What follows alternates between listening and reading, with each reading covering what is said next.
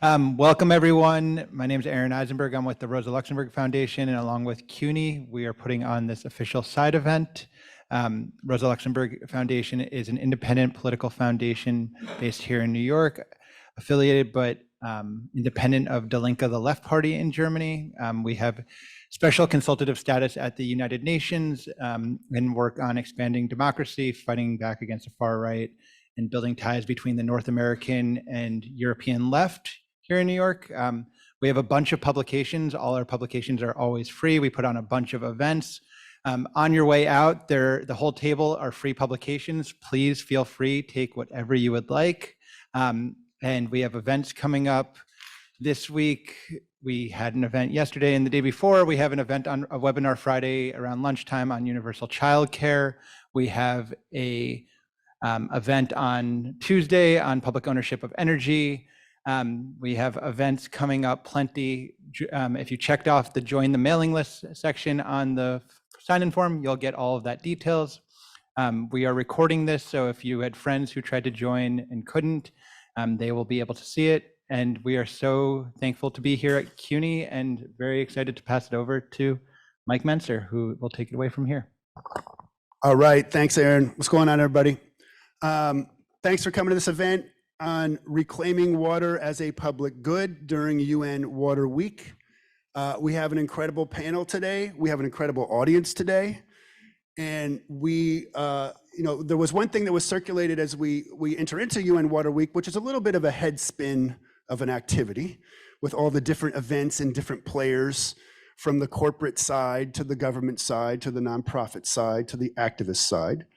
And I think one of the orientations of this panel is really this idea of water justice. And there was the manifesto for water justice that was circulated by some of the folks beforehand. And when the orientation of that is really this idea that privatization has failed us and we got to reassert the public. And we're here at CUNY, the greatest public institution in higher learning in the United States. CUNY is in the house. We have CUNY students here. We have activists from the region. We have international folks. How many people just came into New York for the Water Week? How many people are here just for Water Week? And where are people from? Pittsburgh, I know. Yes, all the way from Pittsburgh. Italy. Other countries in the house?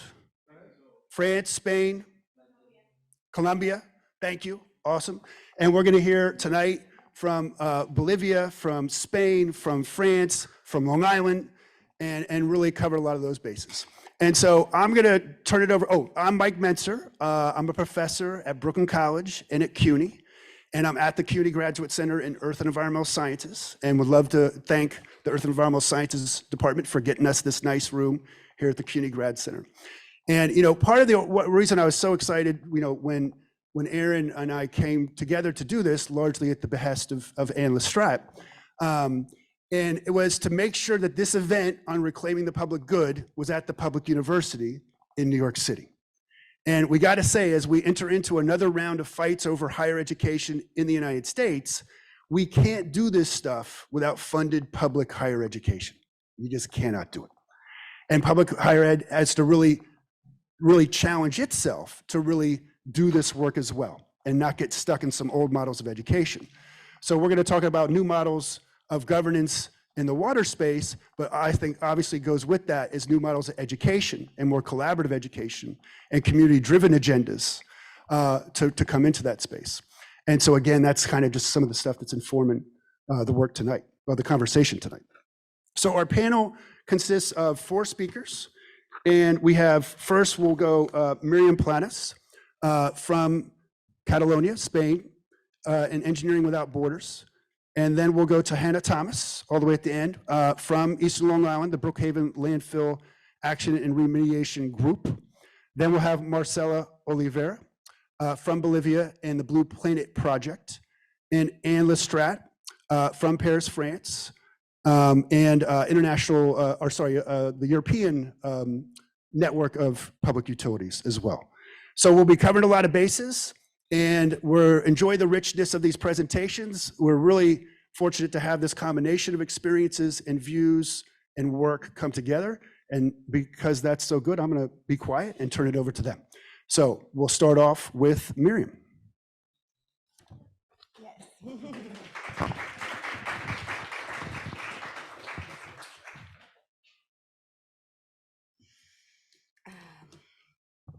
Hi, everybody. I'm very happy to be here today. I want to thank Rosa Luxemburg and also for inviting us and Mike and CUNY University for organizing this all-women panel, which unfortunately is not common in the water world. So I'm very happy today to share this talk with them. I'm gonna talk about our experience with water remunicipalization and privatization, unfortunately, thank you. In Catalonia, first of all, I want to start saying this remunicipalization campaign in Barcelona in Catalonia has been going on for 10 years now, but I like to start always saying that if we started looking at what was happening with water was because of the international water justice movement, was because of Cochabamba water that Marcela will explain. It was because of remunicipalization in Buenos Aires in 2005, which was pushed because of the workers. It was because of the referendum in Uruguay, and a lot of the learnings that we have brought to Catalonia, it's thanks to this international water movement. And this is why the Water Justice Manifesto that we launched yesterday it's so important. And I think the municipalization in Catalonia, the examples I will explain is just like a local example on how the water justice movement also works at a global level. So I'm speaking in behalf of Engineering Without Borders, which is the organization which I've been volunteering for 15 years, and I work in for the past 8 years. And I was with a platform, which is a platform where we participate as Engineering Without Borders together with ecologist associations, neighborhood associations, and local water fights around Catalonia in different cities and different places, and more than 50 organizations in total. And we have two main goals. One is human right to water in the urban context and remunicipalization, and the other one is the ecosystem water protection, the water ecosystem protection. So having good quality and good quantity of water and the regeneration of water ecosystems in Catalonia. So human right to water organizations and ecologist associations came together 10 years ago to start this platform. How do we work? I like to explain that because for us it's important. First of all, what we do is discovering, looking at data, asking for data, because usually the data is not available. So the first thing is that we need to find out what is going on. Nowadays, we are facing a huge drought in Catalonia. And now the first thing we are asking is, please give us data on what is happening to be able to propose things. The second thing is reacting to what we don't like, explain that. The third one is building and enlarging political consensus and social consensus, which is something that with remunicipalization, we feel like we've had a lot of steps forward, building this political and social consensus. And fourth, making proposals. We always say that the water justice movement is not a protest movement only, it's a proposal. So we have always proposals for how do we want water management. I don't have my mobile to check the time, so I don't want to be very long. The first thing that we did when we started seeing that there was something happening with water management in Catalonia was to ask the cities, 900 cities, which type of management do they have, public or private, which company was managing the water, how many water cutoffs were there, and when the contracts were expiring, to see what were the possibilities.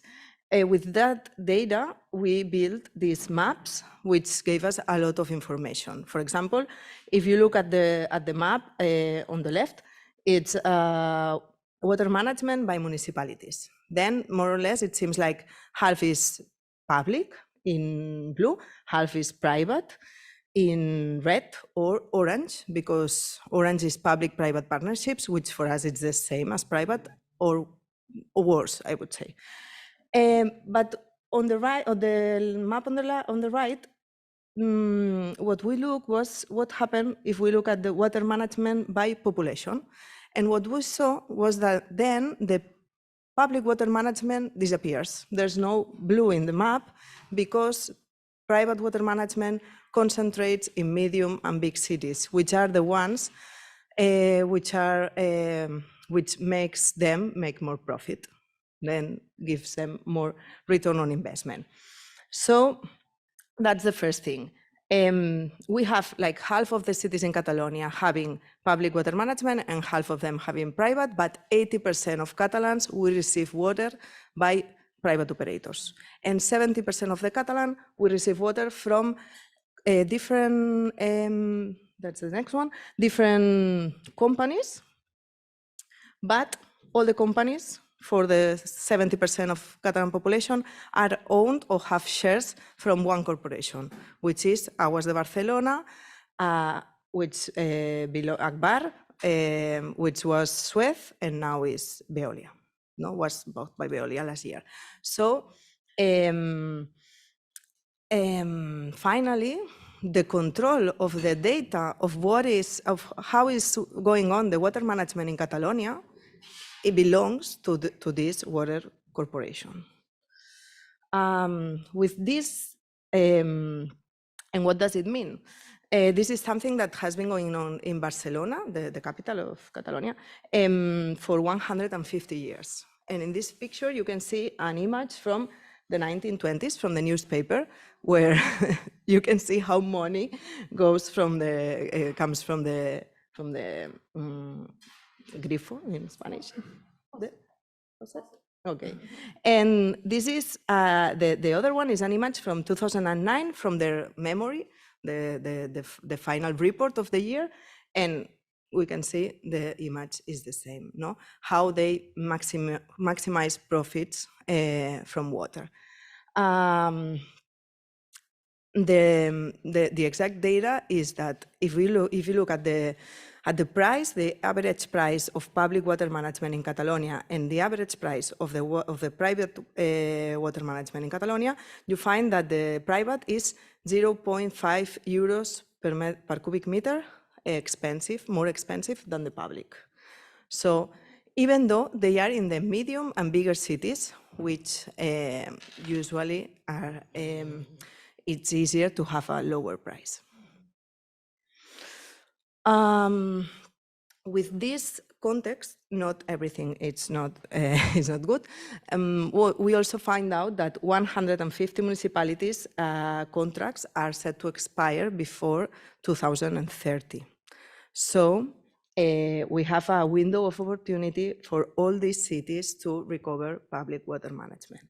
But this is not easy because privatized water can be done by any government, any day, any year, anytime they want. But remunicipalization can only be done when the contract is about to expire or when there is something wrong with the contract. But that needs years of preparation. This is something that Anne knows very well. And the cities that decide to remunicipalize, they need to face so many challenges. And in Catalonia, most of them are not so big.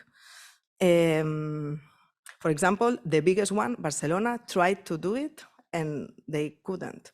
So there are many difficulties that they have to challenge. Nevertheless, so far we have 34 remunicipalization, which means 77% of the population. This might look a small number, but it means a lot because it's been 20 years of work. And 10 of them happened last year. That means that the tendency is growing. Every time more cities, we have 25 more in process, are trying to remunicipalize. I forgot to put one data in this slide, which is very important. We have 34 municipalization, but we have 40 cities which have been brought to court. So that means they have been demanded because of the remunicipalization process. So these 34 and 6 more that they are trying to remunicipalize.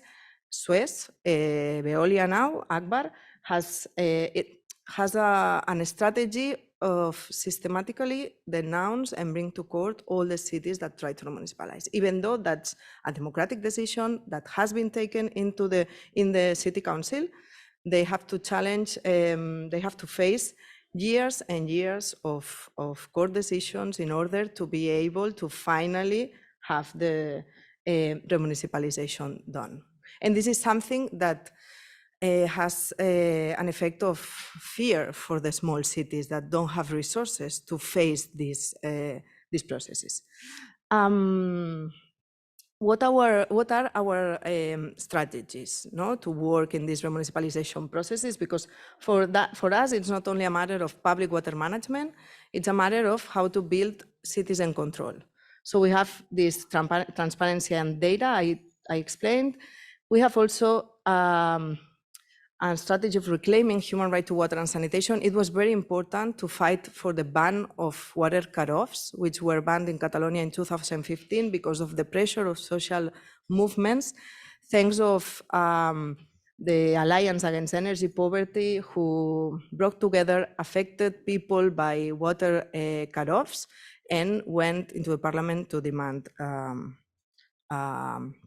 the water cutoffs were prohibited.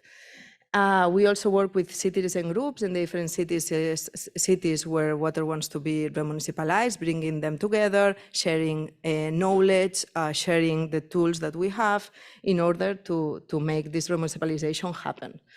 Also, we've been working to propose water observatories, as in Paris, taking the inspiration of Paris, which have been materialized in Terrassa in order that the decisions of water management are not taken only by the city or the water operator, that we have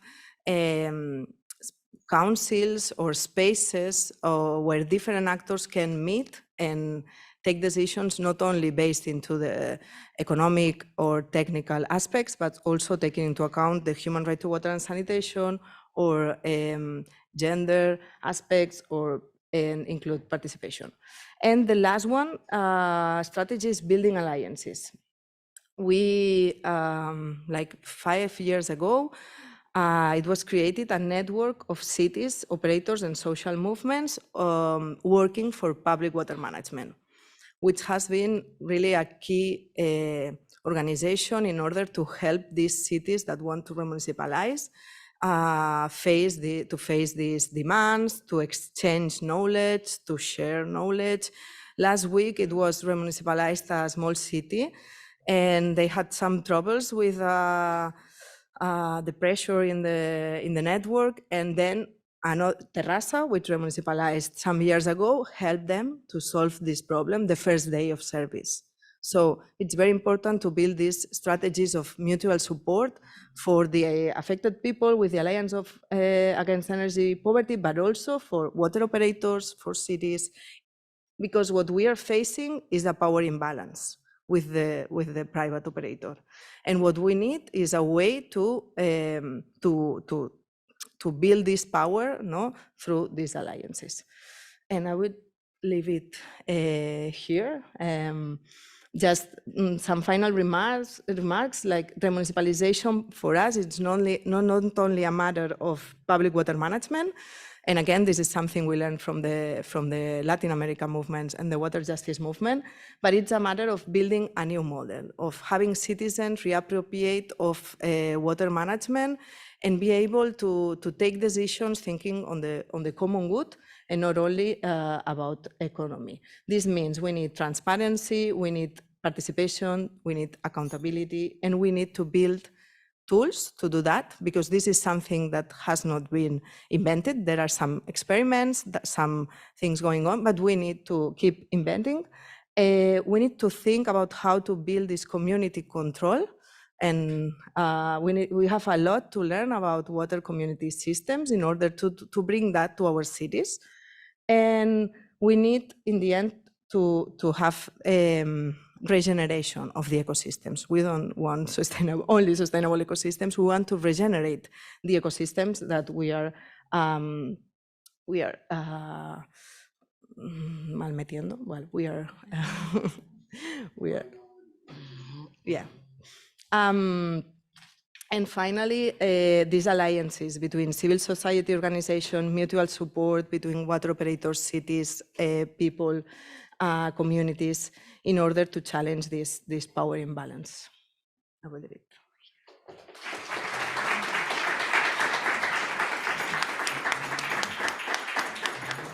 Thank you, Miriam. And our next speaker, I had the good fortune of meeting in a different municipalization struggle on Long Island, where I live and where they're from, which is making public the Long Island Power Authority, which is another bad example of a public-private partnership. And if you want to join that campaign, that's the Reimagine LIPA campaign. We got some of the folks who are leaders in that campaign here. And as I got to see Hannah Thomas testify on behalf of that municipalization, and which of course means not just to make it public, but to make it democratic and public. And so I'm very excited, and as we know, it's often the case that energy and water can intersect on certain issues around governance and around ecosystems, that Hannah Thomas from the Brookhaven Landfill Action Remediation Group in the eastern end of Long Island is here to speak about their specific struggle in that context. So I turn it over to Hannah. Good evening, everyone gathered here. Thank you. As you can read the slide, it says reclaiming our water from leaky landfills. I'm going to introduce myself. My name is Hannah Thomas. My pronouns are she and her. I am one of the co-founders of the Brookhaven Landfill Action and Remediation Group called BLOG, based out of Long Island in Suffolk County. I'm also missionary of my church, Mount Zion Baptist Church, and I also am a council member of the Setalcott Nation of the North Shore of Indigenous descent, and also I am a community advocate for almost maybe 50 years, and I am dedicated and passionate about that because we're not scientists. We have seen the effects of environmental injustice, and I'm happy to be here with others to proclaim the lack of quality of clean water.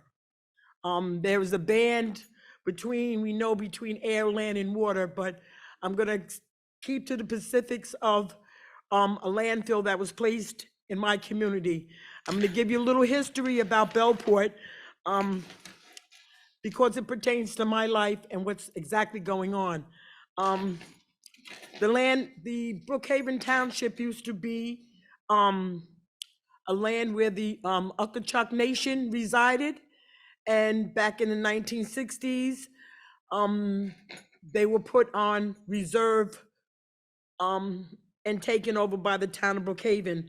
What happened to my family, we were migrated because of economic difficulties in the early 70s to the south part of where I reside now, Bellport.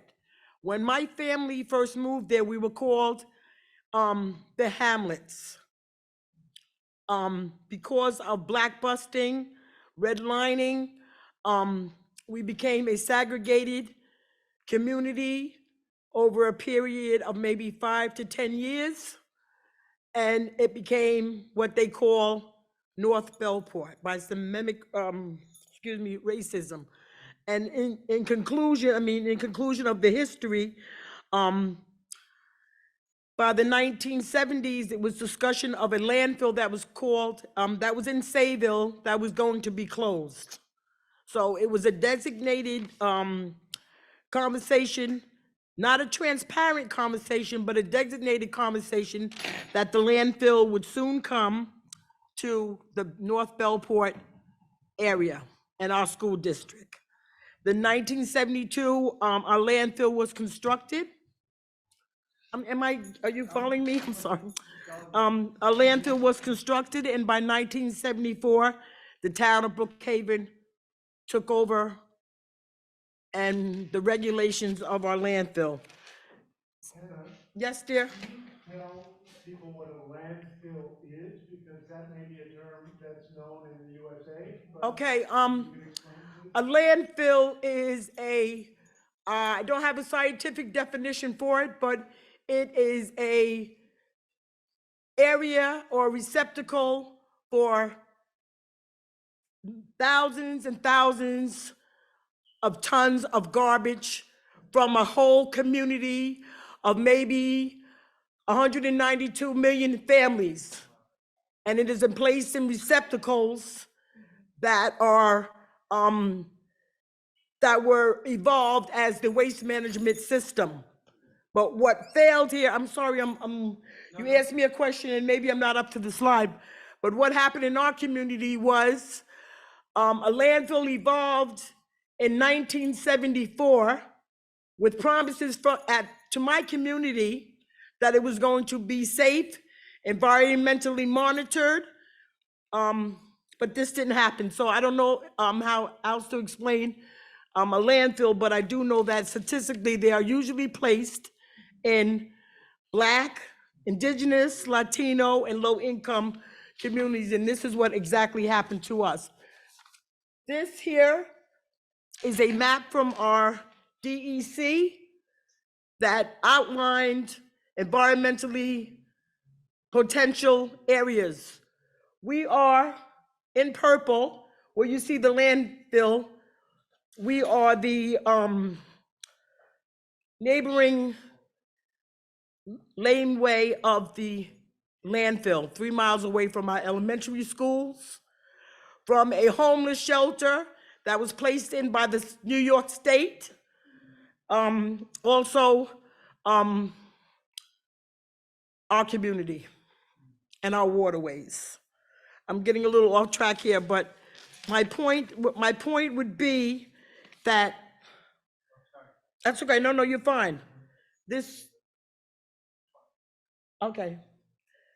This closure of this landfill was supposed to be shared with a community in Manorville that was 85% higher income.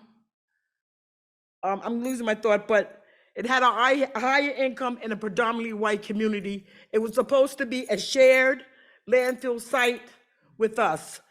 But what happened was they took their land and made it a pine barren, a saved pine barren, the town of Brookhaven.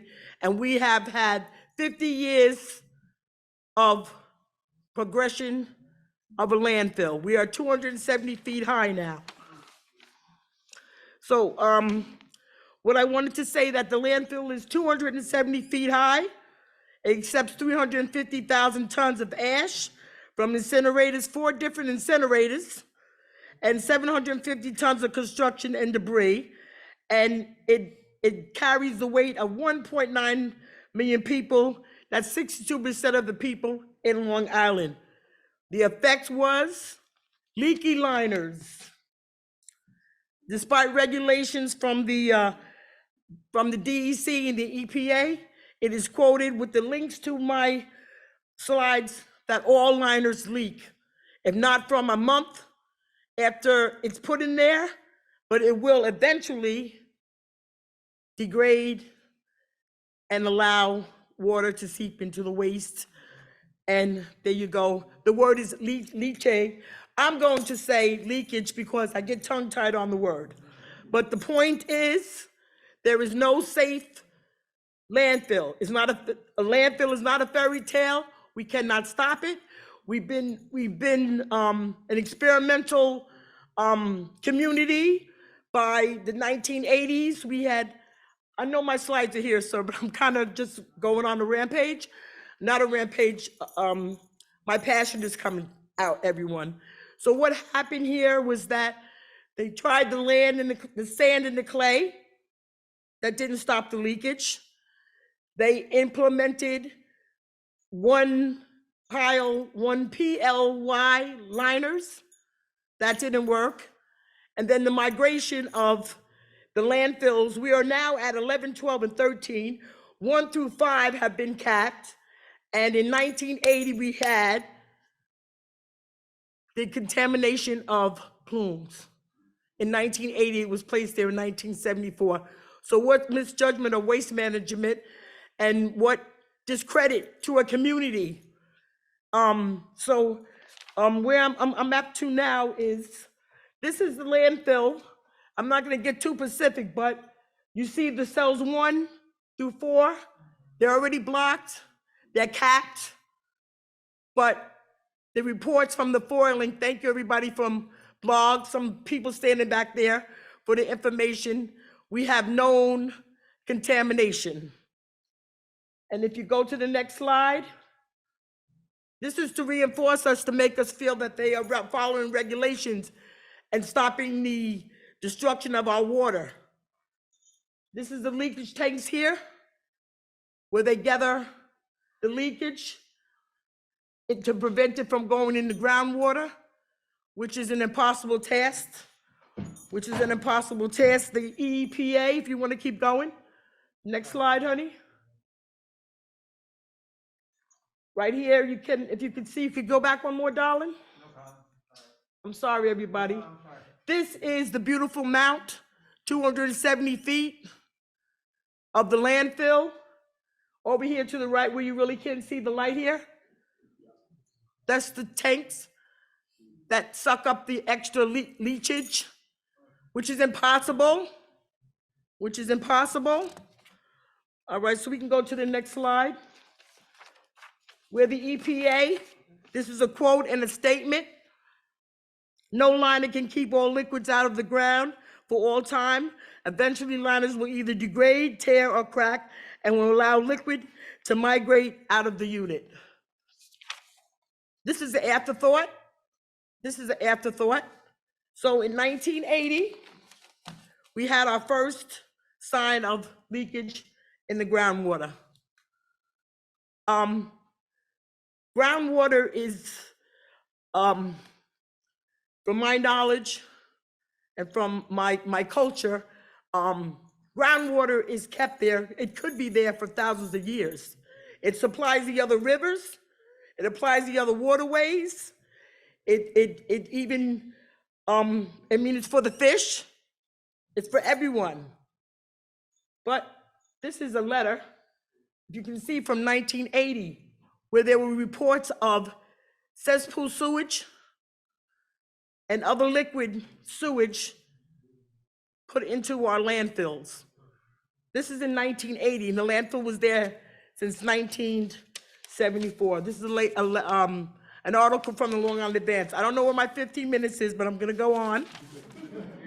Okay? All right, so, and the leaky regulations. The regulators, the New York DEC and the EPA, have failed to keep our community safe. They switched off well water to public water. Their interventions are to switch off from well water to public water, yet everyone was not switched. And we, in our community, have not received a good explanation why this outreach is not continuing. Okay? So my next slide is failure to act. This is moving on, years going by. In 2017, PFAS was found in the groundwater at a much higher rate than in 2008. This is from foiling, the links to the story. Despite the New York State DEC being at the center of regulations, they referred our community to the local government, the South Country Department of Health, who then transferred us back to the New York State DEC after finding a higher extent of PFAS in our groundwater. Attempts to reach out to the EPA resulted in us going right back to the New York DEC. The DEC claims to be the regulator. However, there's failure in all aspects of government, from local to the federal. And the disheartening part of all of this, everyone, is that the DEC that we depend on in the EPA has told us that they do not have the political, I'm gonna say caucus, to decide our fate over the town of Brookhaven.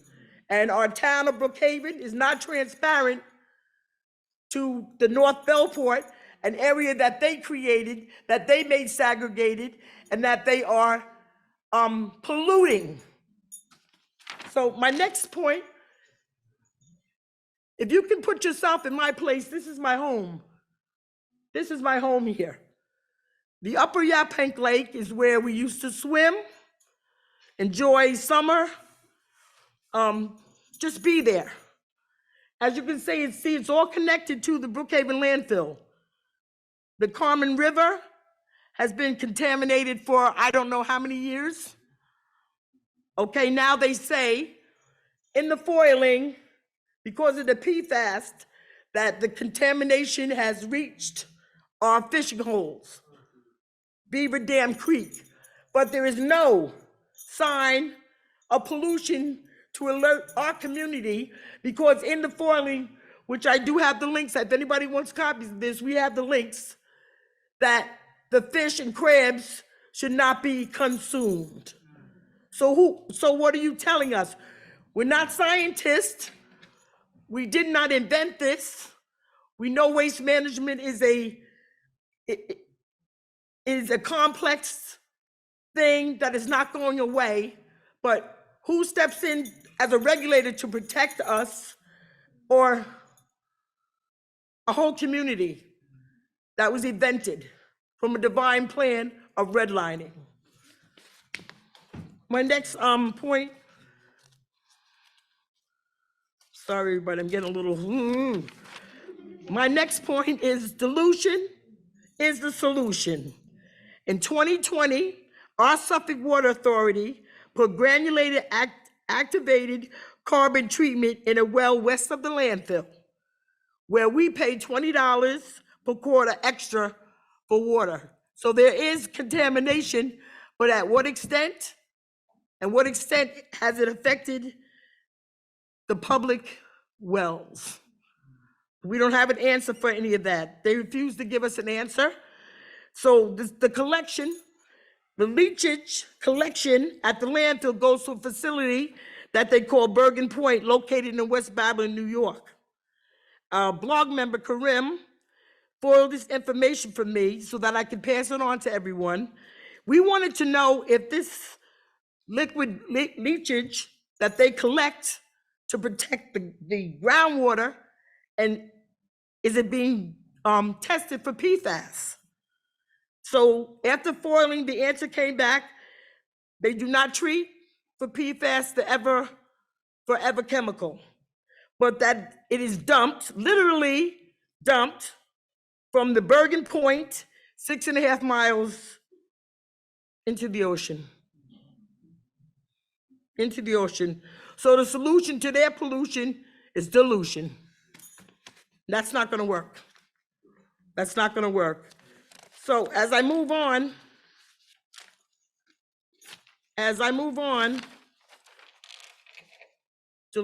this is blog. Dilution is not our solution. Next slide. So we realize that we are in a water crisis. Our North Bellport community has the lowest life expectancy on Long Island, stated by the EPA. We have the highest asthma. We are located 3 miles from a elementary school. 2.5 miles downwind is our landfill, and there's a community of potential environmental injustice for the last decade, 50 years. So what we were thinking, we're already disproportionately impacted by the crisis and stripped of the right for clean water. We are asking that the landfill be closed and cleaned. A plan that includes government to government, consulting with my first love, the First Nations, the indigenous people who are forced to live off their own land that is run by the town of Brookhaven, and zero waste, some type of zero waste or communication with the community.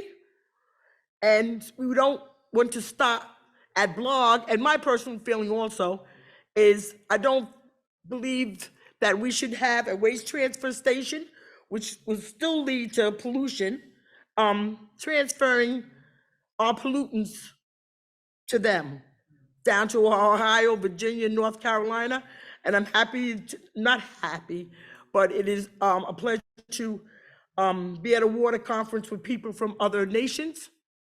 And we just need to step up on pollutants, corporations that are making and distributing some of this waste in our landfills. I'm time for me to go? Is that what you're saying? Oh, okay. So I'd like to just mention my ancestral ways to give honor and respect to the four sacred elements. The West is fire, the North is Mother Earth, the East is air, the South is water.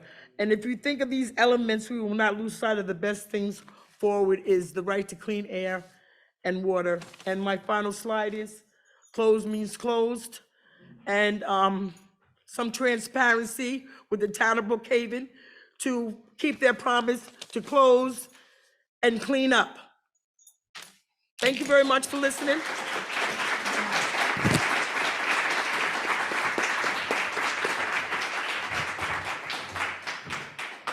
Thank you, Hannah. And in the first presentation with Miriam, we heard about the failures of privatization. And in Hannah's presentation, we've heard about the failures of public regulation. And in the next two presentations, we're going to hear more about the struggles for making it public, but also democratizing that public. So I'm very excited for our next panelist, Marcela Olivera from Bolivia, who will talk about the Blue Planet Project and also the struggle in Cochabamba. So, No, I need to go. Wait.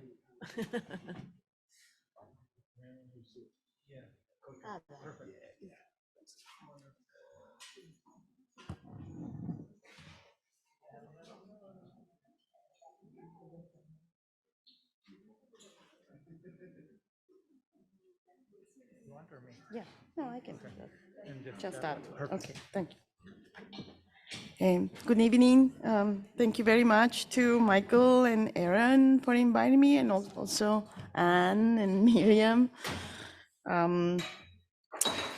My name is Marcela Olivera. I come from Cochabamba, Bolivia. Probably some of you have heard about the struggle we had there 23 years ago. This is a picture of those days. Actually, in April, it's gonna be 23 years. And that was our slogan that time, the water is ours, damn it. I was a researcher on that time. I was doing, other things, and suddenly I got involved on this struggle. And it was just later when I learned all the causes of this. Our government in 1999 was pressured by the World Bank and the IMF to privatize our water system. But that was not just something that came alone. It also came like in a package. So they put a lot of legal framework to change the water legislation. Some of the water legislation was outrageous. For example, there was one part that said that if you didn't pay for such and such months your water bills, the water utility could suddenly get your house or your property with any legal process. It could immediately own your house. There was another part in the legislation that said that any kind of collection of water wouldn't be allowed. So people that collect water from the rain suddenly start to wonder, is that going to be legal, not legal? It was all very, very strange. So people rose up And we said, no, we're not gonna let this happen. There was a really good union from people from the cities with the countryside. Um,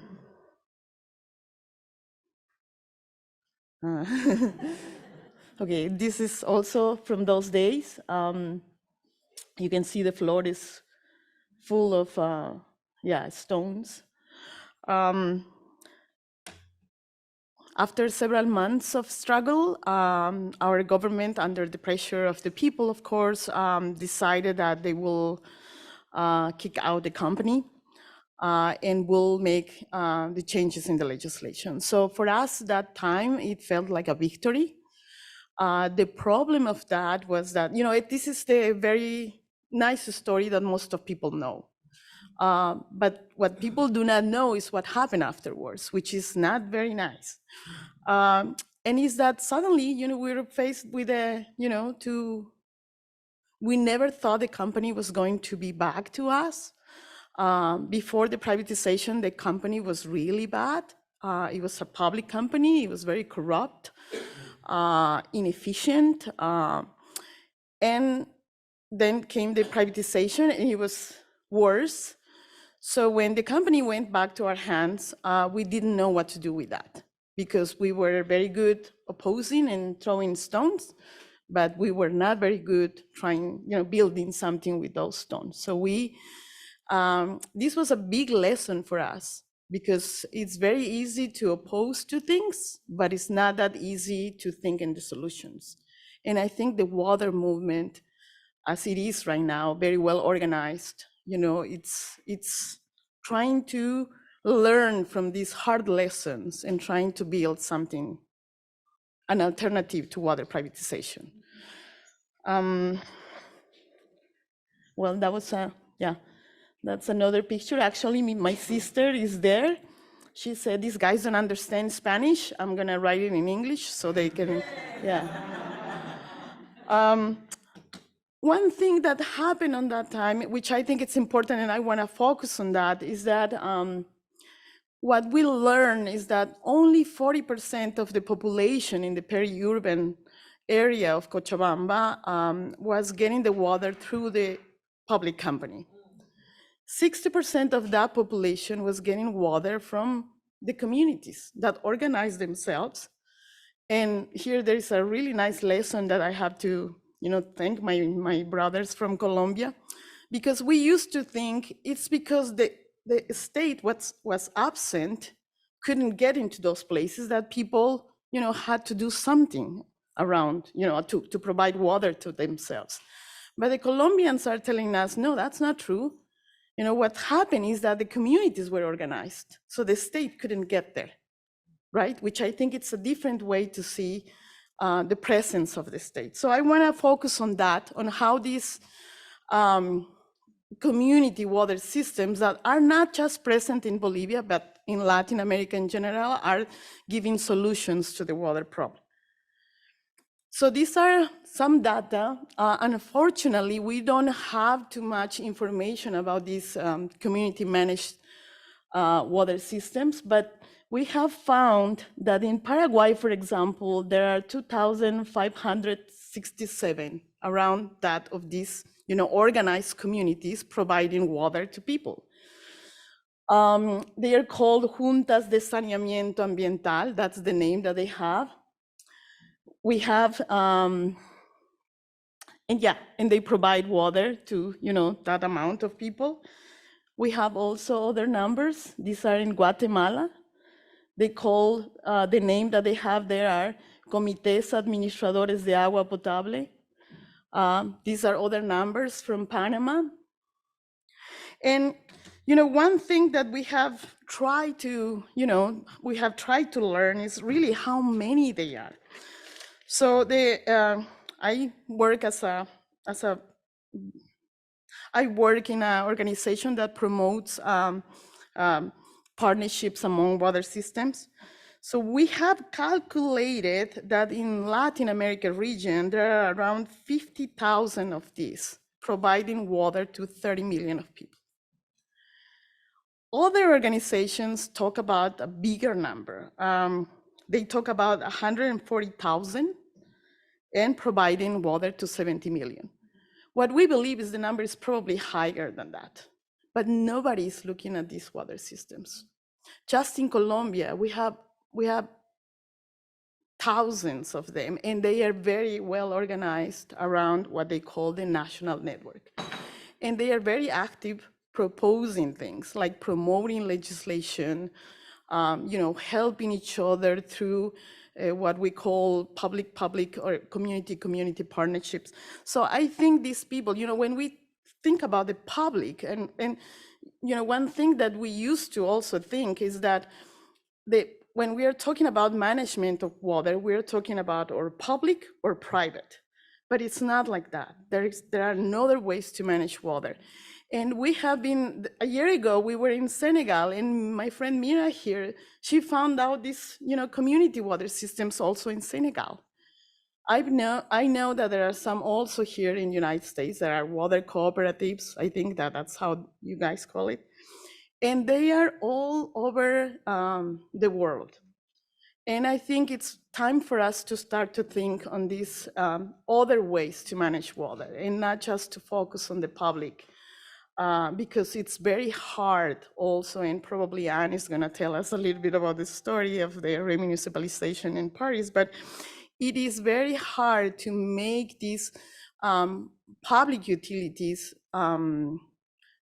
open to the communities and with participation of the people, with budgets that can, communities can look at it and have some influence. So we have found that in these community water systems, there is the opposite. There is a lot of participation, democratization. And I think that the solutions to privatization of water are coming through these water systems. So I'm going to finish there. Perhaps we can have some answers, some questions later, but I wanted to finish with something from a statement from the water war. And that talks that the struggle for water, and I think many of my colleagues are here, many of my brothers and sisters from all over the world. I think the struggle for water is not just about water, but it goes beyond that. And as Hannah was telling us also, the decisions, who takes the decisions about the things that are affecting us. So when we are talking about water, we are talking also about democracy, about who takes the decisions about the things that are affecting us and that matter to us. And so I wanna finish with that. Thank you.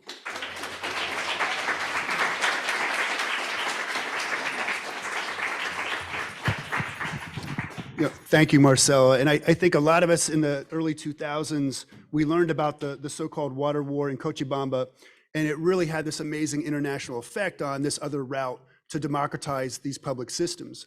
And when I started, I've been doing research on participatory democracy that actually, especially participatory democracy models that work. There are a lot of participatory democracy models that don't really work. And Cochabamba was one that I studied and talked to folks about. And as I continued to look for them, I heard about Paris, France, and what had been done in Paris, France. And then one day, Aaron Eisenberg said to me, guess who I met? I said, I have no idea. He said, Anne Strat. I'm like, you must introduce me to Anne Strat. And here she is. And then we were able to collaborate on a paper on democratizing public services that was published by Rosa Luxemburg that's available for free here. And so I'm very excited to have Anne, who was really urging us to do this event, speak here tonight on democratizing this situation. Thank you.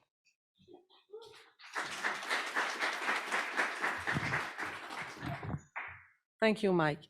Thank you, everyone, for joining us for this event. Thank you, Rosa Luxemburg, for organizing this event. I'm very happy to be here. I'm very sorry because I started my week with bad news. My cup of hot tea fell down on my computer. So my computer now is done, kaput. So I lost a lot of things, and including my presentation. So I will manage to do by myself, and with some slides, I succeeded to get back. Okay, so I will present to you the remunicipalization reform in Paris. So it's a very long story, so I don't have too much time. So I really, first, Mike, if I'm too long, please let me know. But I would like to stress on some important points for me. So first of all, I would like to give you the context of the water sector in France. No, because I have no more slides. So I say it's only for the part of the, no, only for the part of the observatory and governance. That's why I will, you have to listen to me just without slides. So the water sector in France, it's maybe it's not, because France is very proud usually to defend, public services, but in France we have a long tradition, unfortunately, to outsource and subcontract our water services, water and sanitation services. So we have a very powerful, and we had 3 very powerful big corporation, Veolia, Suez, and so. Now, long story, much more Veolia, because Veolia took over on Suez. So this big corporation capture more or less the entire value chain in the water sector.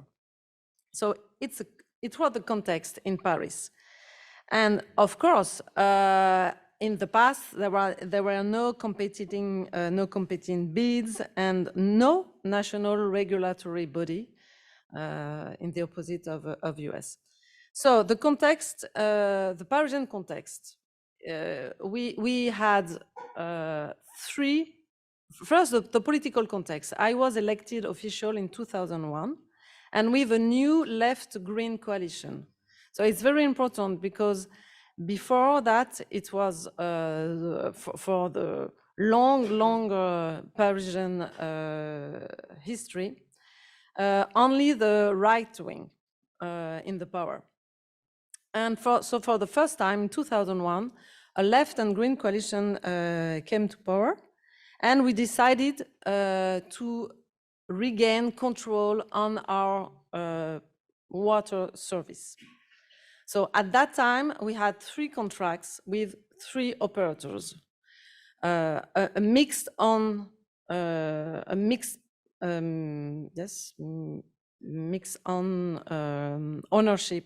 in charge of the bulk water supply, and 2 other operators for the distribution and the billing. So, and the two distributors was operated by Veolia and Suez. And of course, when it was decided in 1985, there is no competing bid, no competition at all. So keep in mind that you don't have the choice for your provider. It's a really specific issue and challenge, because there is a natural monopoly, and the users have no choice for the provider. It's an exception, and of course it's a very lucrative for the private company when you have the contract, and especially when you have a long-term contract. So in Paris it was 25 years a long contract. So we decided to get back the control on our water service. It was a big fight, as you can imagine,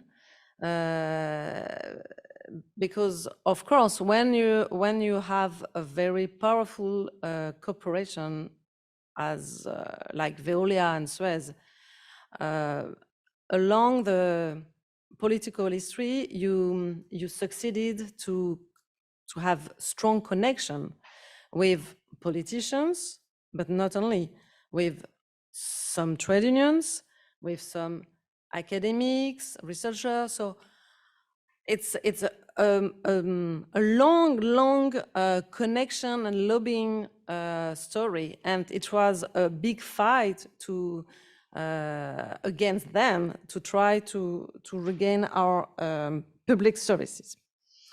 So first, we wanted to wait for the end of the contract, because it was we thought that it was easier for us to end not to end the contract because of fees.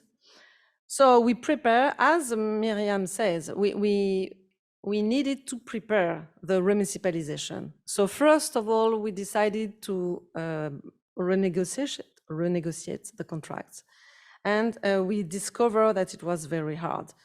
So the first tenor was more over the preparation of the remunicipalization, and the second term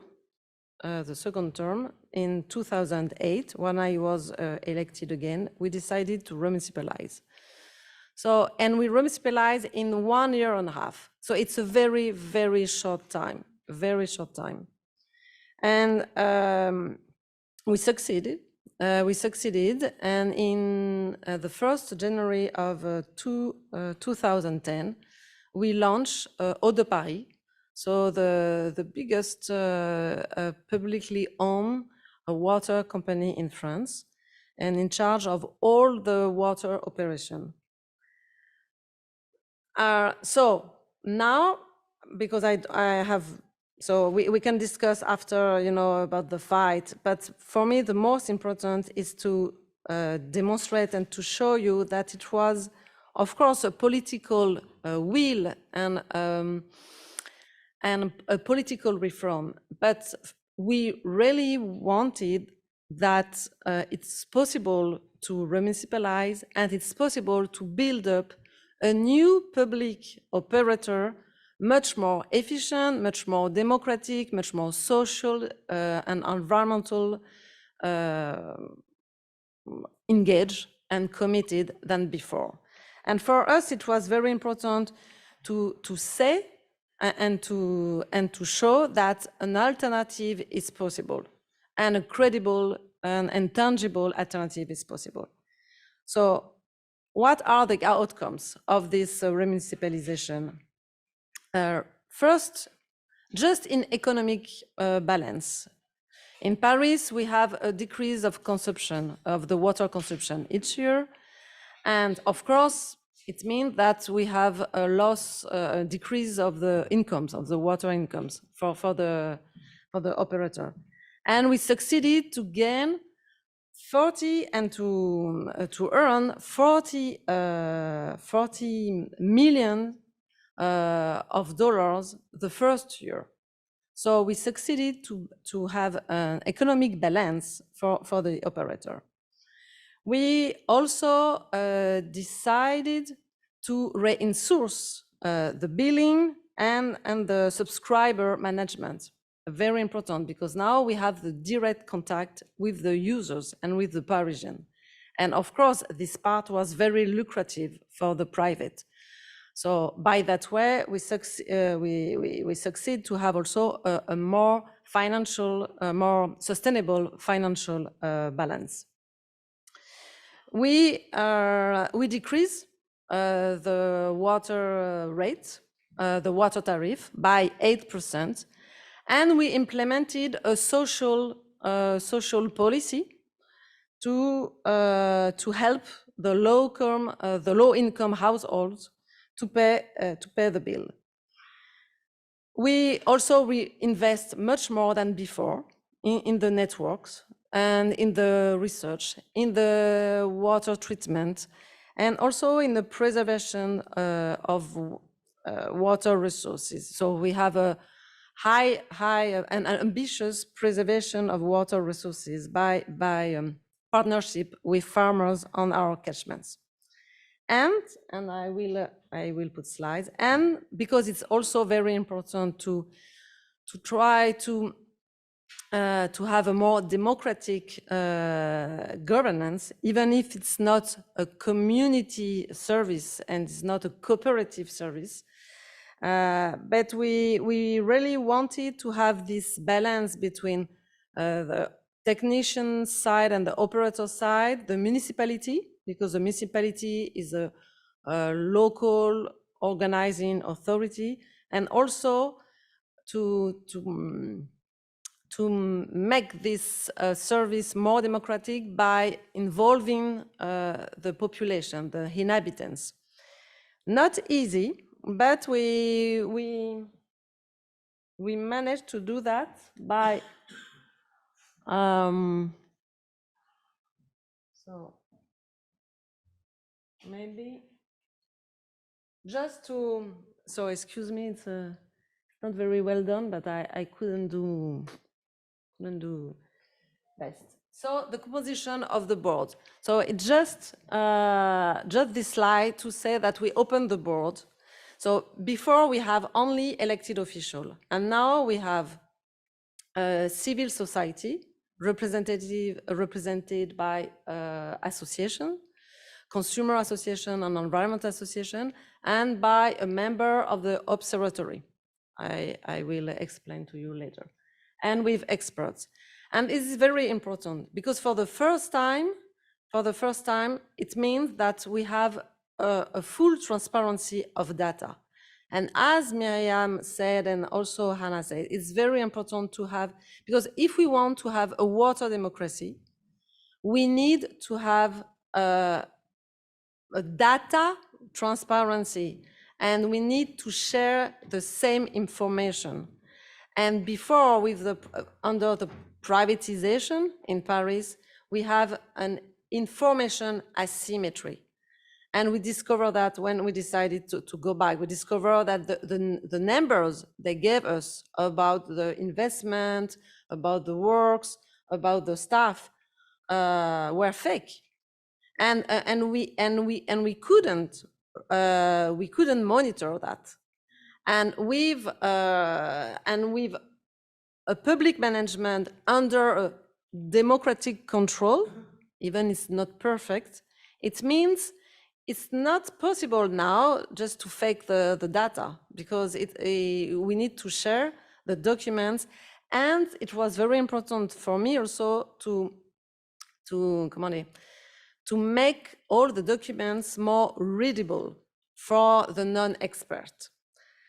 So this board, and we have now a debate on water issue, many water issues related to the water policy for Eau de Paris and for Paris, and also an observatory, Parisian Water Observatory. So we decided. So I explained the reason. So maybe I have 5 minutes left. So it was, as I said, it was a political will to involve more participants, because I know it's, and how can I say that? You know, in the opposite of, in Catalonia, opposite of Cochabamba, Long Island movement and fight, we didn't have a strong mobilization, you know, coming from citizens. So I know there is no campaign, you know, to municipalize. So it's, that's why sometimes I heard, you know, so bad thing about politicians. Yes, I know we are not perfect person, but you know, sometimes we do something good. And in Paris, it was only a political will to municipalize. There is no social pressure and no citizens pressure, and no citizen pressure also really to, you know, to open the board and to launch an observatory. And now it's much better, because it's very interesting, because after the remunicipalization and reform in Paris, now we have much more involvement and implication from citizens. So, wife, you read? So we have this observatory. And so what does it allow? It's not, okay. this observatory has some responsibility and duties, but he's not, comment dire, right body. Enfin, he is a consultative body. So really, he cannot vote, vote the budget, but all the acts and all the bills, voilà, the laws and the rules and the bills have to be debated and discussed within the observatory before being voted by the city council. So it's an obligation, and also there is a bureau at the bureau, and all the topics related to the water policy in Paris are debated in this observatory. They can ask the municipality to debate on a specific issue. So they have also the responsibility to organize events, and we have some objectives. Yes, I forgot to tell that now we have like un contrat d'objectif. C'est objective-based contract between the municipality and Eau de Paris. And so for just to monitor and to monitor the activities of the operator.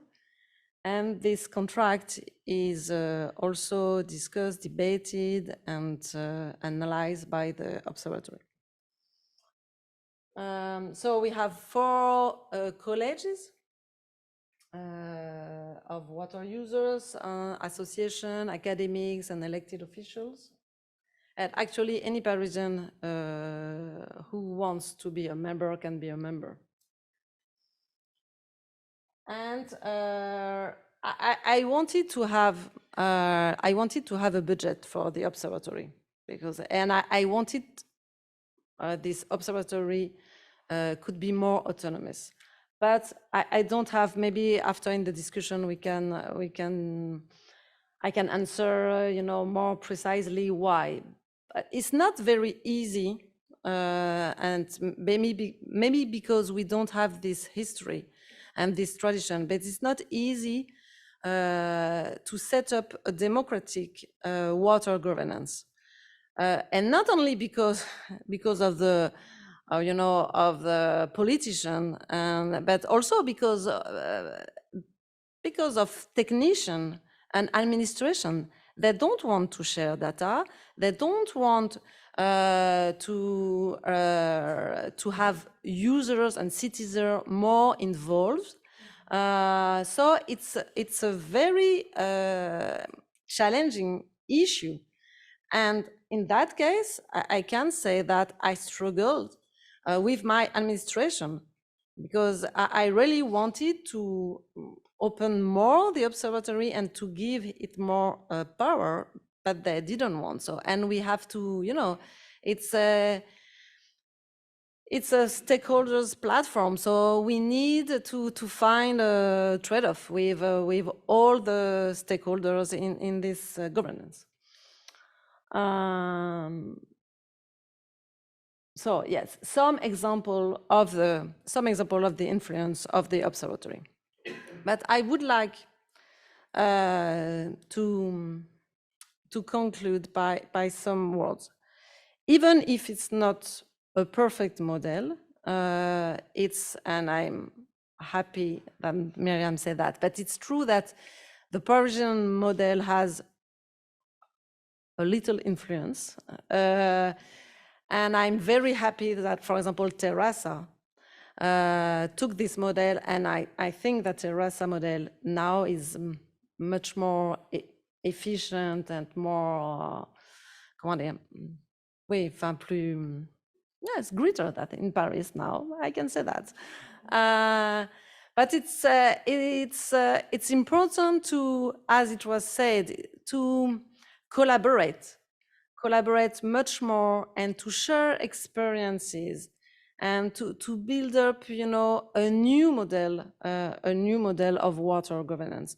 Of course, it depends on the context, because New York, Paris, Terrassa, Long Island it's not the same story. We don't have the same institutional framework, not the same political context. But by sharing experience and best and knowledge and how we can do, I think we are stronger than we think. Really, I'm sure of that. But sometimes we are too shy, and we don't defend enough our value and our vision. And it was a very hard struggle, but now in France, after Paris, much more large and medium-sized cities are back in public. It's not only a trend, it's now a new water landscape in France, and it changed a lot. So I really hope that in our different experience, we can show to the others, the bad side, those who defend, more privatization, more private interest, that we have a large spectrum of experiences and successful experiences that we can show and we can defend. So thank you very much.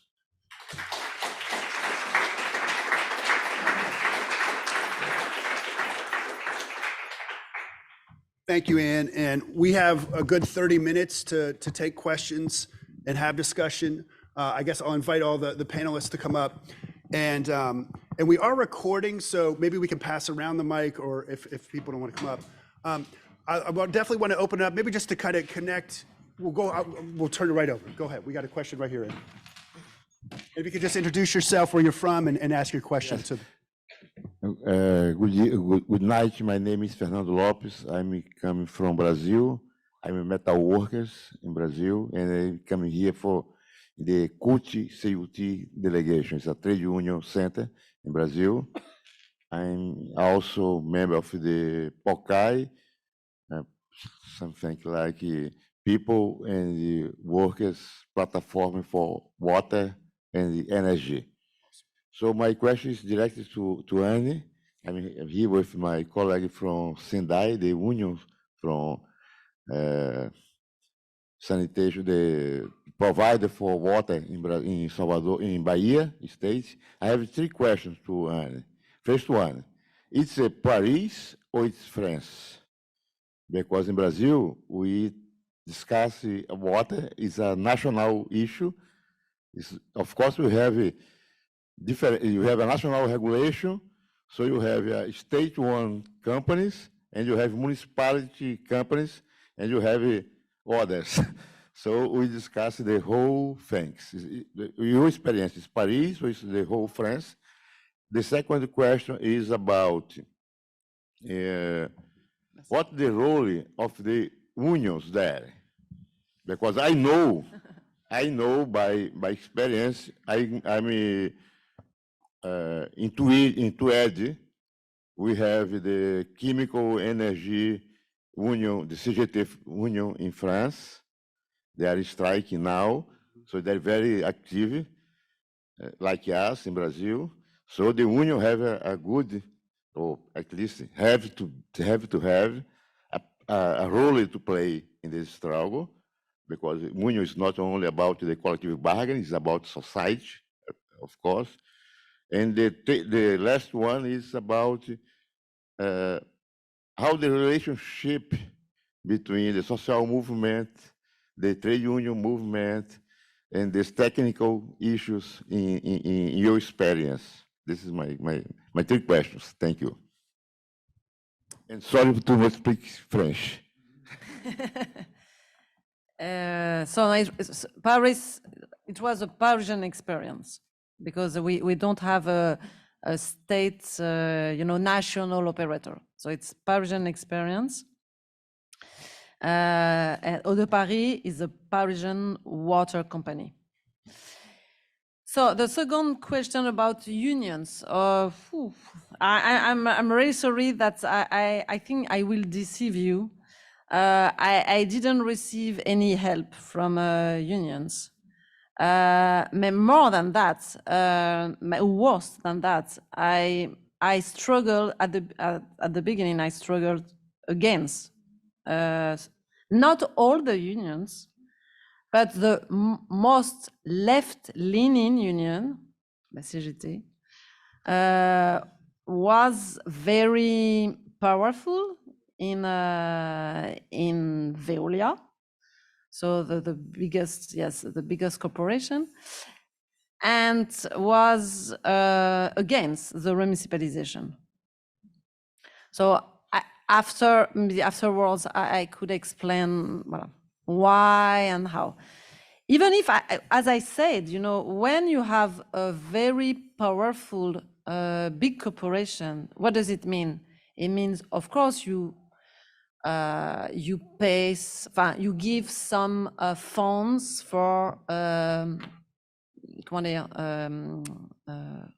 electoral campaigns, for example, but also you can give some funds from trade unions, newspaper. So it means that there are some quite big connection between some unionists and with the corporation. But what is interesting, so at that time it was very hard. And I wrote a book and I explained that.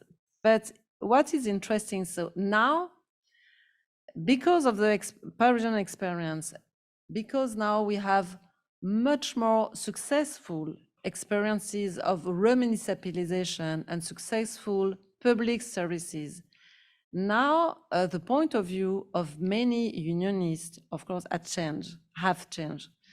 And now they are much more supportive, more than that, supportive, and for some of them, defenders of remunicipalization, because they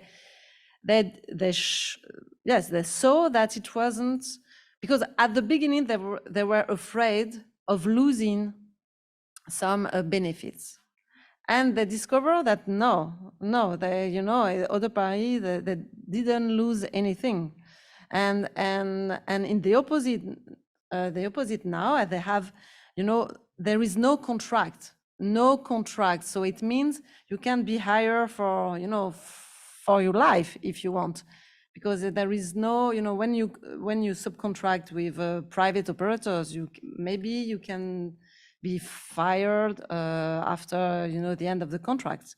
So now they are much more supportive. And the last question is between social movement and unionists. But because of this reason, not so much. Not so much. There are some unionists, individual, we know, with some activists. But as I said, there is not big, social movement. Not big social movement defending the remunicipalization. All right, thank you, great question. Mais David, peut-être. Yeah. The unionist. Yes. Hi, Fernando. Eu vou completar algumas coisas para você, companheiro. So I'm with Public Services International, which is the global trade union federation for public sector. What Anne says is completely right. If you've been working for a same company for 25 years in the private sector, and they tell you you're going to move to public sector labor law and public sector employer, what the unions typically say is, don't touch my job, don't touch my benefits. Even though I hate my boss, it's the devil I know. I'd rather the devil I know than the devil I don't. So we don't, but she's not the devil. I mean, come on. But she can be hard ass. Okay. No, so the process of remunicipalization around the world, and not only in water, but in many other public services. Energy. Energy, health, health, roads, transport, you name it. Everything they privatized can be taken back in hand. But the key question you have to ask for the workers is in many countries, private sector labor law is completely different from public sector labor law. One example, the public sector is not allowed to hire you because you had the job in the private sector. You have to go through competition. So basically, you stand to lose your job if you don't win this competition. So what we're trying to do, even though we have supported in our global water justice movement, and my sisters are all up here and around the room, and Fernando, if you don't want to listen, I'll talk to you later outside, but it's not going to be a pleasant conversation. We have supported remunicipalization because we know it's much better than the privateers taking all the profits and taking them out of the country. But we often haven't been leading. And now what we're doing is looking at the technical legal aspects of remuni for labor, for workers. So how does a union deal with the process of changing from private sector labor law to public?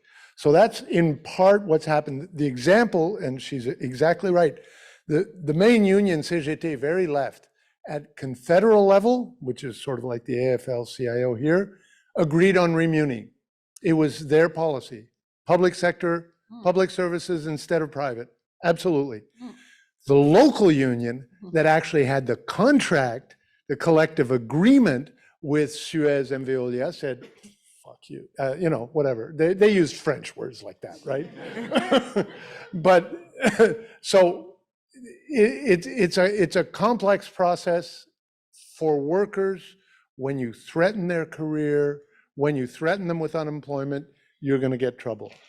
In terms of the civil society alliance, now there's been an attempt to privatize the energy system in France, which they built public, and we're very proud of it.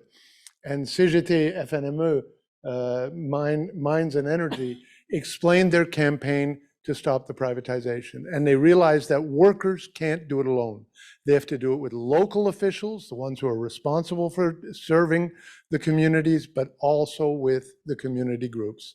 And this is something we get in PSI. We have to work with the communities that we serve, whether it's water, energy, health, transport, education. The workers got to talk with, engage with, learn from, share, so that we can create enough political muscle. Just a little addition. Thank you. That's the nitty-gritty details on labor in this. Thank you. Other questions? Other questions? There we go. CUNY in the house. Hi, my name is Ash. I'm one of Menser's students at Brooklyn College. I have a question. I'm very bad at remembering names, but in the Catalan context, is there a relationship with the remunicipalization effort and like the Catalan independence movement, and like how does yeah, that's my question.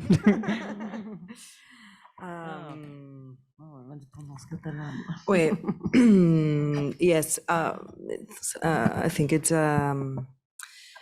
I think that there is, and I have my colleague Dante here who can help me if he wants. But I would say that there is no direct relation between the independence and the remunicipalization movement. If we have to relate the remunicipalization movement to some movement, I would mention two. One is the Indignados movement, the 15M back in 2011, which helped, I think, to amplify, and bring everyone into the streets and start thinking how to rethink our system. And the other one is the municipalist movement, the political municipalist movement. I would say, if I have to relate with some political momentum, I would relate to these two. The municipalist movement helped to bring into the cities, the different cities, the remunicipalization proposal and to promote them. Yeah. Dante, if you want to add anything. I have a question. Yes, I have a question. It's very interesting to listen to you ladies. It's kind of new to me. I mean, I've been brought up to speed a little bit through reading, but in your countries, is there certain people of a certain class or economic situation that affects the privatizing of water? Or is it just a general,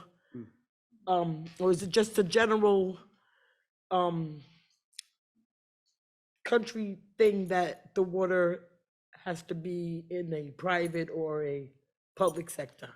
Does it affect, does, anybody can they understand me? Understand me? Yeah. What I'm trying to ask you is, in your countries, yeah, is there a certain economic class that affects the water being public or private? Does the water get determined on how it is? Thank you. Somebody help me on out now. Yeah.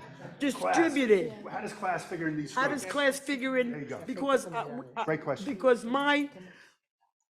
my spiel today was the lack of clean water, and we feel it is a systemic racist issue that we do not have clean water.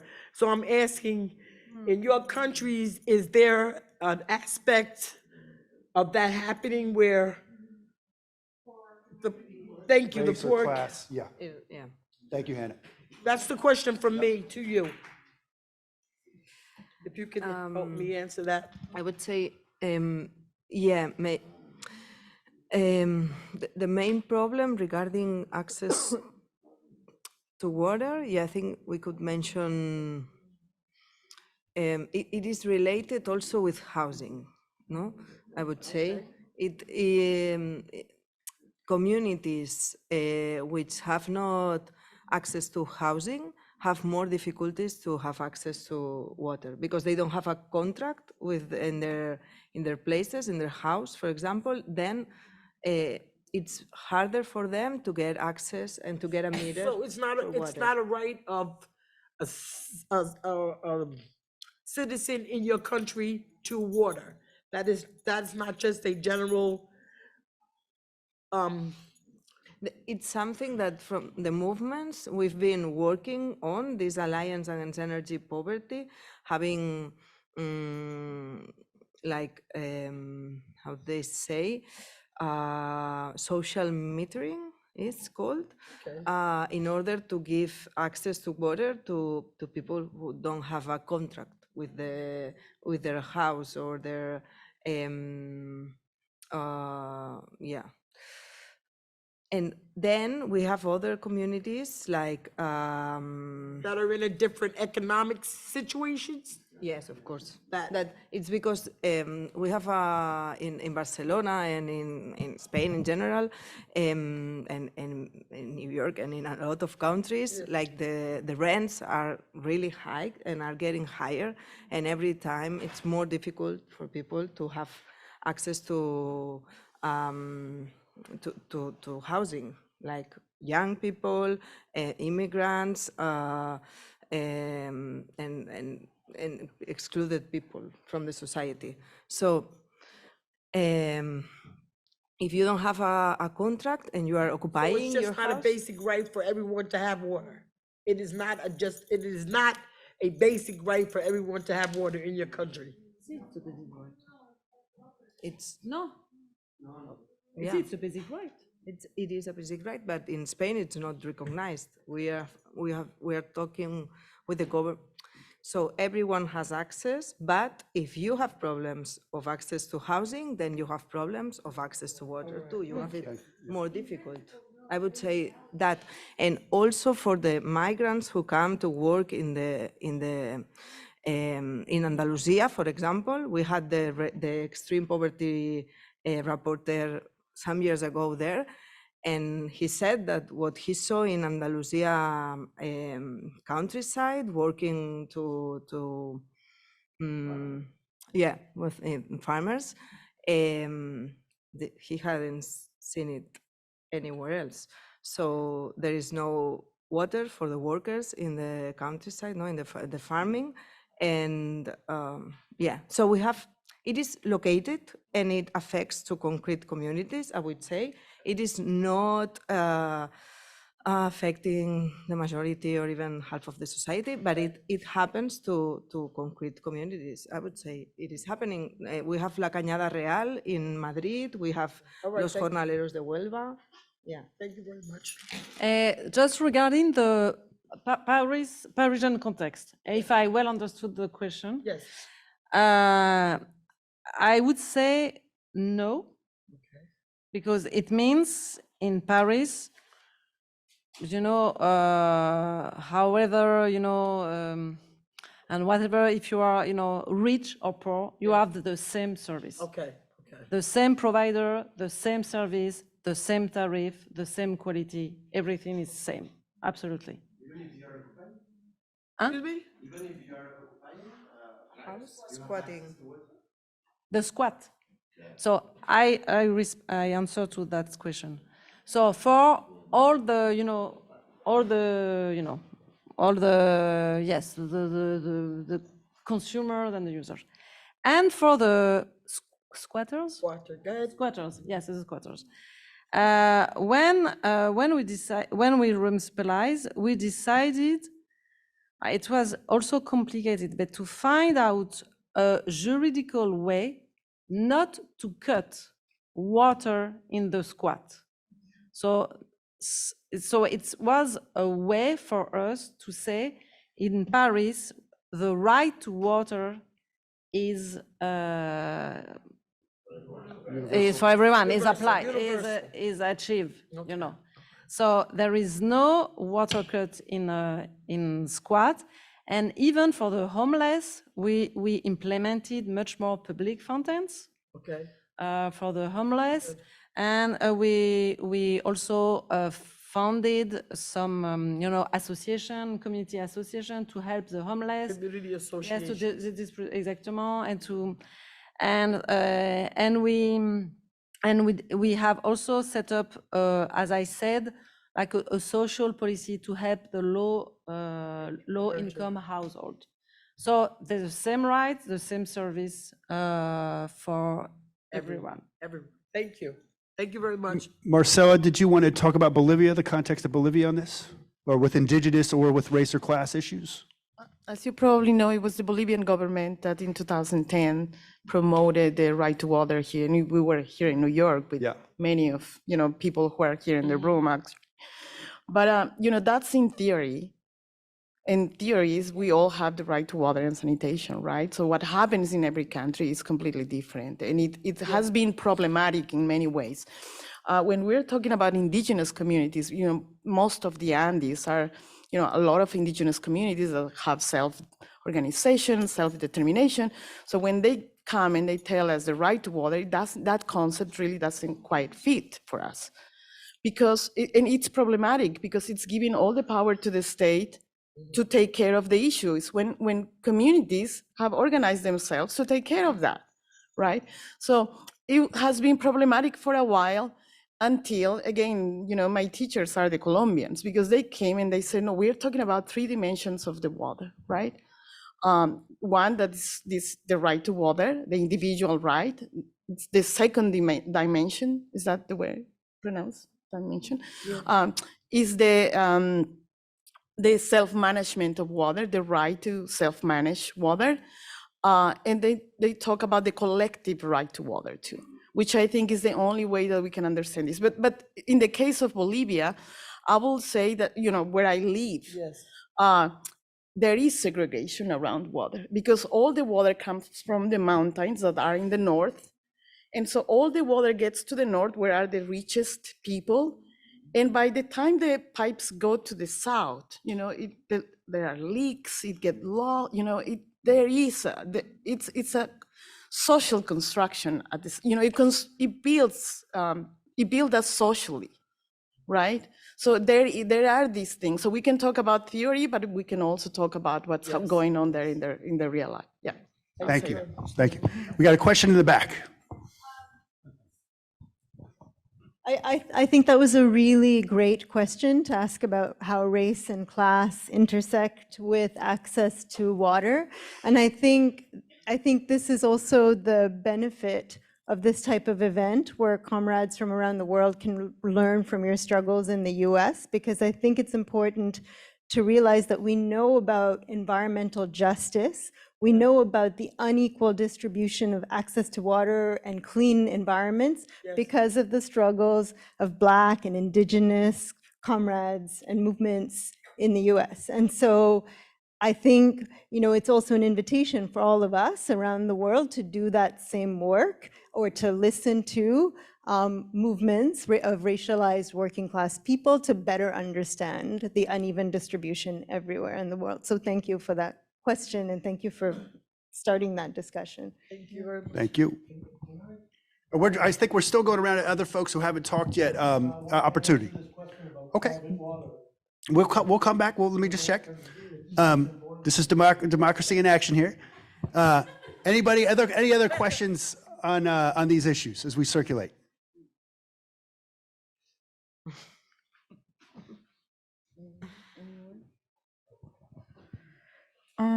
In Bolivia, what were some of the models and even physical structures of organizing around water? Like the community water systems? Yeah, like The community water systems. What do community water systems look like? What would be a daily activity Great. around that? They are so different from one each other, not just in Bolivia, but all around the world. You won't find one that looks the same than the other, because communities has gotten together and they have decided what's what we call uses and customs, I think it is, but I don't know if that's but it's organized around usos y costumbres. That's how we call it in Spanish. It's like the way that you are. It's something that it changes over time. It's not it has some roots from probably many years ago, but I think that's what it troubles people, and especially people from the the government, but people from the Occidental points of view, because they are not the same. So how can you categorize these things that look like so different one from each other? Right, that they are tiny or could be big, but they are informal, not so formal, that they get together once, every month, and they decide some things, and they are not just around water. They, people organize also around other things I belong to one of these systems. So every end of the year, for example, I get a basket of goodies, because people take care of also other aspects of your life. Or in the WhatsApp group, they said, okay, let's organize a soccer championship. Or there was somebody else's house got broken the other day, can we do something about, so it is a water system, but it takes care about other aspects of life too. And that's where I want to pass it to you guys, because it's not just about water, it's about something else. And you are the students, you have to help us to find more data about these water systems, because there is no data about. And until they are invisible and we don't look at them, it's, we're missing a big picture here. We're missing something in the water world. All right, thank you. Question on the left there. Thank you. For Miriam, is it? I wanted to ask, why is remunicipalization considered the solution, considering that we know that public water management can be just as bad? And why not just try to improve the conditions of the contract with a private operator? Can you present yourself? Oh, sorry. Hi, Mauricio Lopez from, I work for a consulting firm. I'm from Mexico. I have no association with the private or public. I'm just curious because And during your presentation, it seemed to me like you were very engaged with the remunicipalization and that you're convinced that that is the solution. So I just want to understand why you're so convinced of that. And no, I don't know, I was just thinking, private, public, it can be either. It's just that the conditions on which they manage the water are the ones to be improved, not necessarily either or. Okay. I have some examples. We are not convinced that the remunicipalization is the solution, but we need a change in Catalonia regarding water private management. Because as I explained, they have the monopoly not only of the water management, but the water data. Then in a country which is Mediterranean, where we are facing a severe drought, where water is going to be something very valuable. If you have this water managed by a private operator, it is quite easy to think what is going to happen. The price is going to depend on their profits. And there is no negotiation that you can make with these private operators when the power imbalance, because their profits and the capacity of the small municipalities to negotiate it's very difficult. You have a municipality with 15,000 inhabitants negotiating with a multinational which makes, I don't know, maybe how many profits a year. So they have a lawyer ejército. So when a small municipality goes to negotiate with this company, there is no possibility to negotiate. And some examples to illustrate that, because it's not only a matter of a small city of 15,000 inhabitants, but the city of Barcelona in 2017, we started from the civil society a campaign, a citizen initiative to promote a referendum, a consultation, because there has been never a public debate about the water management. It's been always private. So even though we think that the rights should not be consulted, the right to water, we decided this was the only way to open the debate. And we gathered more than 20,000 signatures. We went into a city council. And what was the reaction of the private company? They made nine recursos judiciales, legal procedures against this consultation. And the result was that the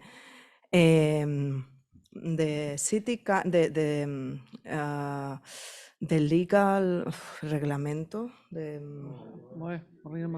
well, the law, the public, the participation law of the City Council of Barcelona, which was just recently approved in 2017, I think it was the first year, was cancelled. So they made 9 demands, and they got the participation law of the City of Barcelona cancelled. They brought it to court. It was cancelled, and it had to be rethought. And now nobody in Barcelona is going to try and make a consultation, because you gather all the signatures, and then it comes a private corporation, which this consultation goes against their private interest and brings it to court. This is one example, but we have so many. Also in 2016, we made a demand of information to the metropolitan area of Barcelona, asking how many water cutoffs, because they were banned in 2015, but in 2016, we knew there were water cutoffs. And we asked for the history of the data. How many people was cut off of water because they couldn't pay? How many debt have the families? What are the policies that you are doing? Because this is not public. We see every day in Catalan TV advertisement from the private operator, but we don't see the data, the real data on what they are doing. So we ask for that. The result of this demand was that they demanded the public administration for giving us the data. So the Metropolitan Area of Barcelona gave us the data, we made a report, it was published, but the Metropolitan Area of Barcelona, which is part of the public-private partnership that is managing the water in Barcelona, was brought to court because they gave us this information. Finally, this demand was not, they retired, in fact. They retired from the demand, but this was like 3 years after. So the Metropolitan Area of Barcelona was 3 years going on with this process. So we don't see there is a way that of negotiation and renegotiate the contracts. We are paying 10 million euros of know-how canon because of nothing every year in Barcelona, 10 million euros.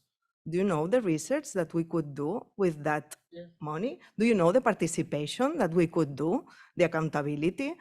Instead of that, what we have is advertisement from a service that nobody can choose. But Thank you. Anne, did you want to go ahead? Just, I know a quick answer because we have to, yes, we have to leave.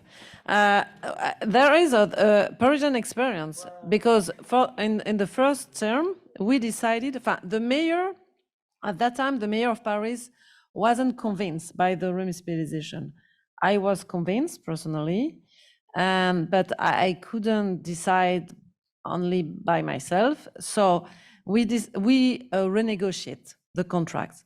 And what is very interesting, and we renegotiate to have more monitoring tools and also to have more data and more investment from the private operators. And what we found that, okay, this negotiation ended up by more investment from the private on the network, by more monitoring taken by the public authority. But we discovered that we couldn't access to the data, and it wasn't impossible to have a true monitoring, really true monitoring on the service. And it was interesting, comment dire, a shift in the I don't know, say the mayor cabinet. We say, okay, in fact, even if we have good negotiation, it's not possible to have a true monitoring, a very a good service, a good investment, and it was also one of the reasons we decided to remunicipalize. So we experience negotiation, and just to give another reason, really keep in mind that it's a natural monopoly. You have no choice for your operator. And what does it mean? It means it's quite lucrative for the private. And if you have an efficient and controlled and democratic public management, what does it mean? All the income from the water tariff all these incomes are reinvested in the service. There is no margin, no profit for the shareholders. It is a big difference. But no, water is a common good. It's not a commodity. It's a basic need. It's a fundamental right. So it's not possible to pay private for this basic need and basic service. So the main issue is to implement good public services, more democratic services, but not to improve private management, because at the end, they always, and more than, surtout, and more, comment dire, de plus en plus, more and more, more and more is very short-term and financial, vision. It's not sustainable. And as Miriam said, we are facing loss of biodiversity, climate change, water scarcity. So we need more public management, more citizen empowerment, but no more private management for these natural resources. All right. And there's more about that in here. Well, that was a perfect note to end on. We're at our time. There is still some sandwiches there. Please go ahead. We have some time to eat. So, but thanks to the panel and thanks to the audience for the great questions.